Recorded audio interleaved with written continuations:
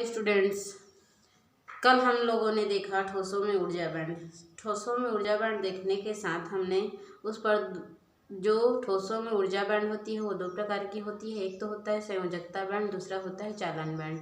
तो दोनों बैंडों के आधार पर हमने कल स्टडी किया था। अब देखे थे संयोजकता बैंड। क्या देखे थे? संयोजकता बैंड कि संयोजकता बैंड होती क्या है, ठीक है ना। तो संयोजकता बैंड देखे थे जिसमें वो क्या होता है, संयोजकता बैंड ऐसा बैंड होता है जो कि संयोजी इलेक्ट्रॉनों से बनता है। दूसरा होता है चालन बैंड। अब चालन बैंड किसको कहते हैं? तो संयोजकता बैंड से उच्च ऊर्जा वाले स्तर के जो बैंड होते हैं उसको चालन बैंड कहते हैं।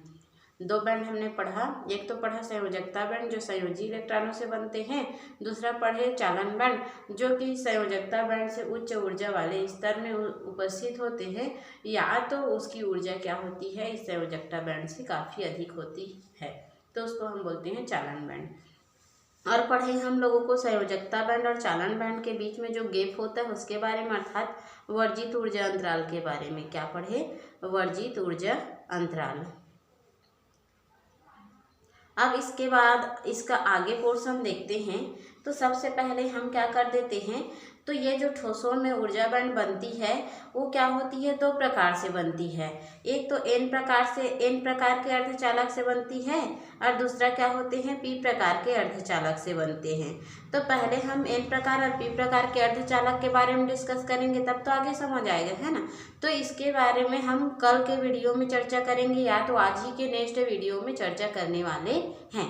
फिलहाल इतना जान लो कि एन प्रकार के अर्धचालक या पी प्रकार के अर्धचालक के संयोजन से ही हम लोगों को ठोसों में ऊर्जा बैंड की जो संयोजकता बैंड और चालन बैंड के बीच में वर्जित ऊर्जा अंतराल के गैप में पाए जाने वाले अंतरा परमाणु अंतराल प्राप्त होते हैं, ठीक है। तो इसको समझने के लिए हम एन प्रकार के अर्धचालक या पी प्रकार के अर्धचालक को यूज कर सकते हैं, जिसमें क्या होते हैं, कोई भी परमाणु, जैसे मान के चलो नाइट्रोजन है, सिलिकॉन है या जर्मेनियम है। इन तीनों परमाणु के बाह्यतम कक्ष की बात करें तो नाइट्रोजन का परमाणु क्रमांक 7 होता है, 2 अष्टक हो जाते हैं तो 5 बचते हैं। इसके बाह्यतम कक्ष की बात करें तो पुनः इसमें कितने बचते हैं, 3 इलेक्ट्रॉन बचते हैं। और जर्मेनियम की बात करें तो जर्मेनियम के बाह्यतम कक्ष में कितने बचते हैं, तो 4 इलेक्ट्रॉन बच जाते हैं। तो ये हम लोग यदि किसी भी नाइट्रोजन, सिलिकॉन, जर्मेनियम जैसे परमाणु की बात करते हैं तो वहाँ उसके बाह्यतम कक्ष में इस प्रकार के इलेक्ट्रॉन मौजूद होते हैं या बचे हुए रहते हैं, अर्थात उसकी संयोजकता क्या होती है, इस प्रकार से होती है। वो कितने इलेक्ट्रॉनों का संयोग किए हैं, 4, 3 और 5 इलेक्ट्रॉनों का संयोग किए हैं। अब इसके लिए जैसे हम लोगों को क्या करना है, तो बैंड रेखा बनानी है। क्या बनानी है? बैंड रेखा बनानी है। तो उस बैंड रेखा को हम क्या करते हैं, ग्राफ से ड्रॉ कर लेते हैं। किससे ड्रॉ कर लेते हैं? ग्राफ से। अब इस ग्राफ में हम क्या करते हैं, तो कंटिन्यू इसको क्या करते हैं, ऊर्जा बैंड द्वारा दर्शाते हैं। तो मान के चलो हम लोगों का ये जो ऊर्जा बैंड होती है, यहाँ पर पहला ऊर्जा बैंड यहाँ होती है और सिमिलरली इसी प्रकार इससे समदूरस्थ अर्थात समांतर दूरी पर दूसरा ऊर्जा बैंड होती है। इसी प्रकार उसके समांतर दूरी पर तीसरा ऊर्जा बैंड होती है। और इस प्रकार से वो क्या होते हैं, समांतर दूरी पर जाते जाते यहाँ पर कहीं अन्य बिंदु पर समांतर दूरी पर ही कोई और ऊर्जा बैंड होती है, अर्थात एन प्रकार के ऊर्जा बैंड इस प्रकार से लगे हुए रहते हैं। तो मान के चलो ये जो ऊर्जा बैंड होती है ये प्रथम होती है, फर्स्ट ऊर्जा बैंड होती है 1s के लिए। और 1s मतलब n के लिए s का मान क्या होता है, s के लिए n का मान l अर्थात द्विगुणित क्वांटम संख्या के लिए 0 होते हैं। क्या होते हैं? 0 होते हैं। तो ये प्रथम हम लोगों का 1s था। और हम यदि क्वांटम संख्या की बात करें तो s कक्षक के लिए किसी भी मुख्य क्वांटम संख्या में l का मान 0 होता है, ठीक है।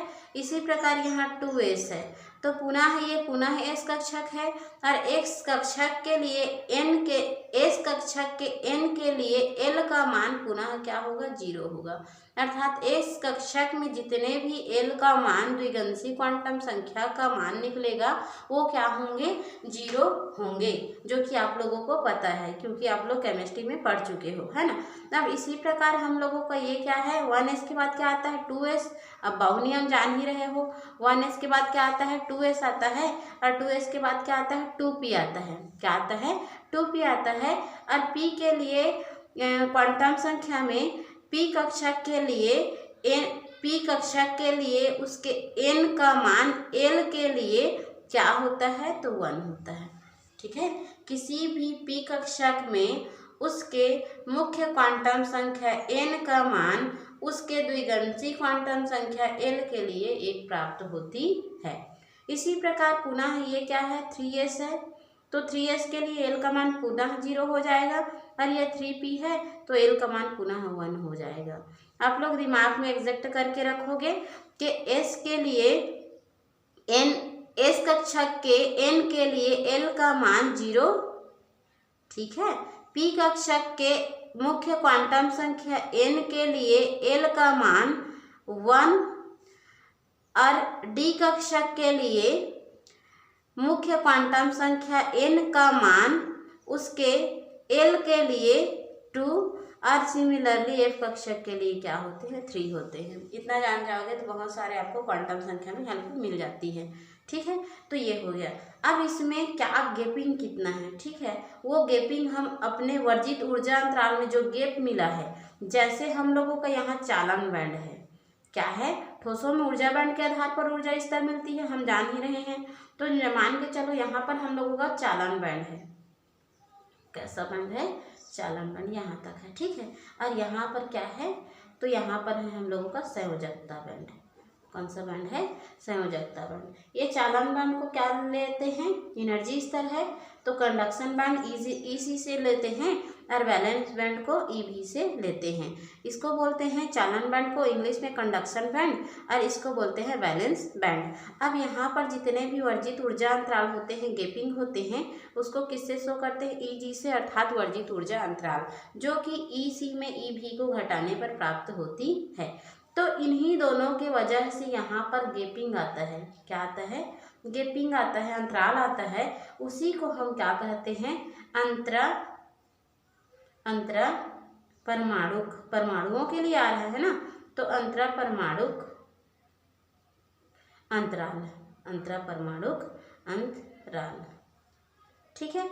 तो जो कि x एक्सिस पर जा रहे हैं, इन दोनों के अंतरा परमाणु अंतराल जो है x एक्सिस पर जा रहे हैं। अब यहाँ जो ऊर्जा लग रही है, क्या लग रही है, एनर्जी लग रही है, ये इस प्रकार से जा रही है। तो इसमें अंतरा परमाणु अंतराल के कंडीशन में इसको 4 भागों में इसको क्या कर देते हैं, तो ये वैलेंस बैंड, कंडक्शन बैंड और वैलेंस बैंड के आधार पर इस प्रकार से बटी हुई रहती है, जो कि देखो यहाँ से भी बटी हुई है ना, ऊर्जा बैंड के आधार पर। तो उसी प्रकार हम लोगों का ये जो है एनर्जी के आधार पर भी ये क्या होते हैं, अंतरा परमाणु अंतराल में बटे हुए रहते हैं। एनर्जी इधर जा रही है और इसी प्रकार कहीं ना कहीं इधर है वो। तो इस पॉइंट को हम लोग मान लिए ए है, मतलब इसकी जो अंतरा परमाणु अंतराल है वो ए है, और ये बी है, और ये सी है, और ये क्या है, डी है। सपोज एज्यूम कर रहे हैं, ठीक है। तो इस कंडीशन में यहाँ तक आप लोगों को क्लियर हो गया होगा। अब आगे हम बात करें तो इसकी 4 स्थिति आती है।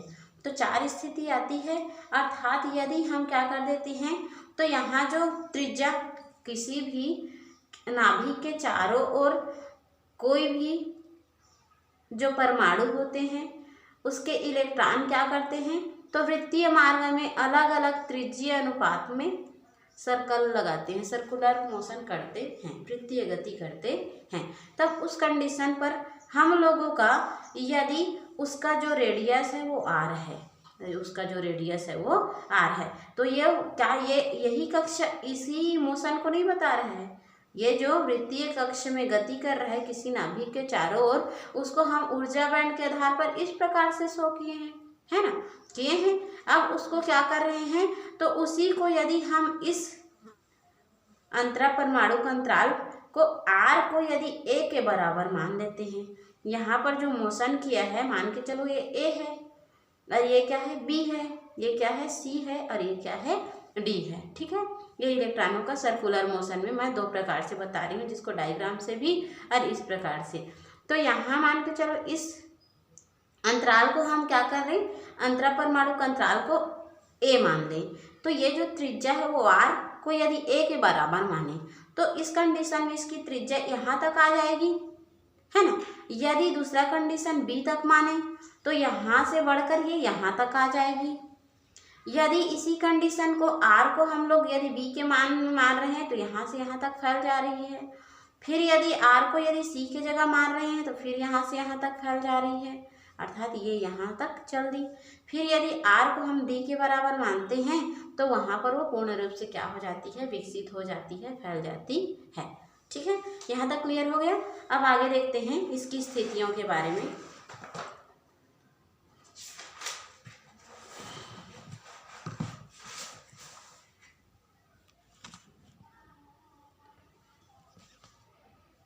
स्थिति की बात करें तो इसकी विभिन्न स्थिति होते हैं। पहला तो विभिन्न स्थिति, तो 4 स्थिति होंगे नॉर्मली, क्योंकि हम लोग 4 अंतराल परमाणु अंतराल को लिए हैं। विभिन्न स्थितियां होती है। ठीक है, तो पहला स्थिति क्या होता है कि यदि जब हम आर को ए के बराबर माने, ए मतलब दिख रहा है डायग्राम में, यहाँ ड्रॉ किया गया था, है ना, कि यदि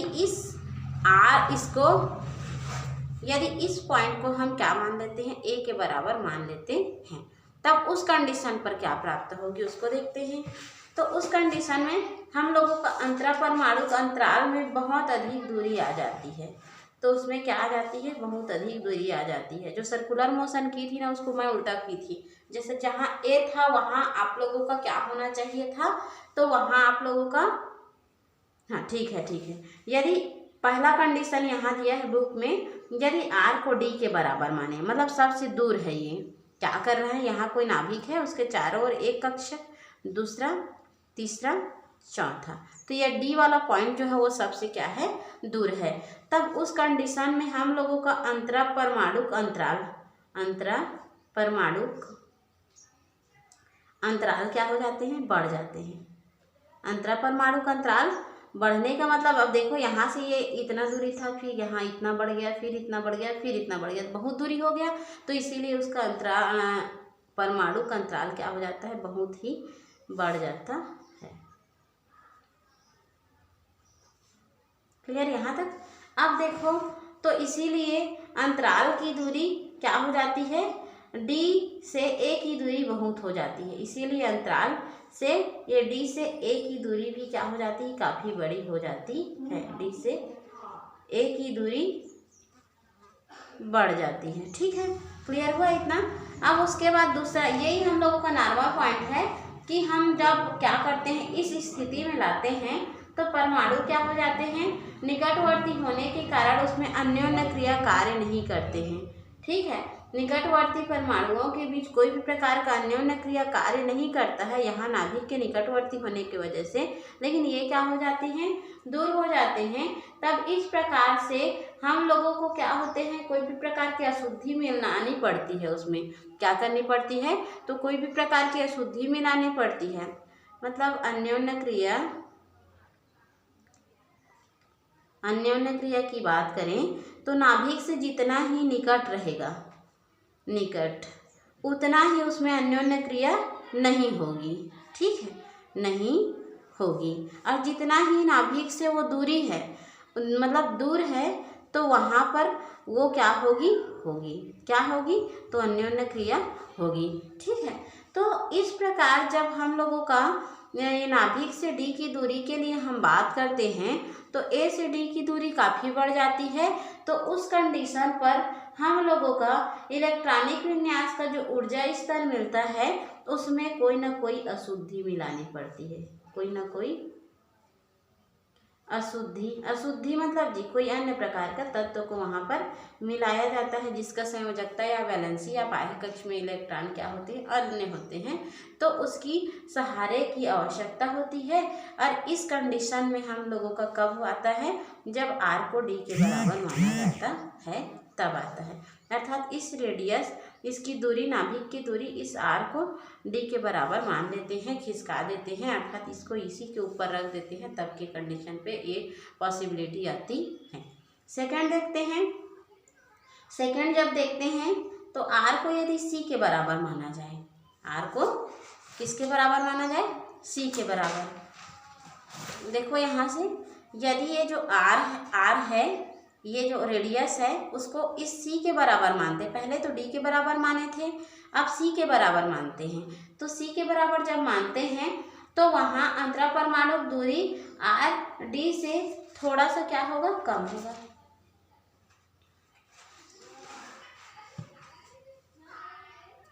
आर को यदि सी के बराबर माना जाए तो आर बराबर जब डी माने थे, उससे आर बराबर सी की दूरी क्या होगी? थोड़ा कम हो जाएगी। ठीक है, तो उस कंडीशन में यहाँ पर अन्योन्य क्रिया कार्य करने लगेगी। क्या क्रिया कार्य करने लगेगी? अन्योन्य क्रिया कार्य करने लगेगी होगी। ठीक, थोड़ा सा ज़्यादा मात्रा में कार्य नहीं करेगी।